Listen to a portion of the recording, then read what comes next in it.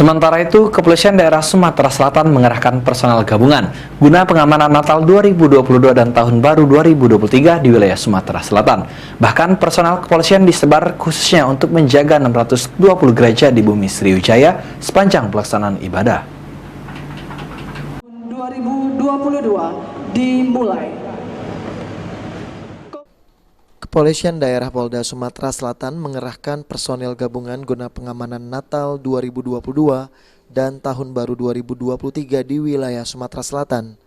Bahkan personel kepolisian disebar khususnya untuk menjaga 620 gereja di Bumi Sriwijaya sepanjang pelaksanaan ibadah.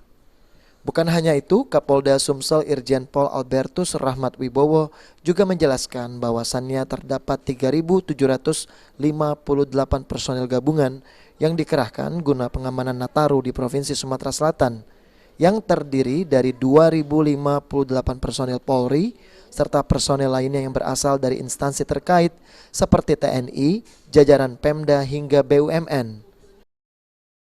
Informasi dari intelijen, dari Bapak Kabinda, dari Direktorat Intelkam maupun dari intelijen pemerintah daerah, Kesbangpol, dan TNI Darat, Laut, Udara, tidak ada ancaman yang serius di Sumatera Selatan. Dan kita berdoa semoga situasi Kamtipmas di Sumatera Selatan tetap selalu kondusif.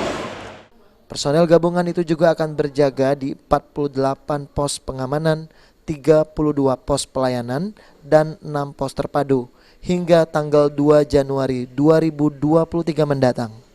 Okta Alfarizi, PAL TV.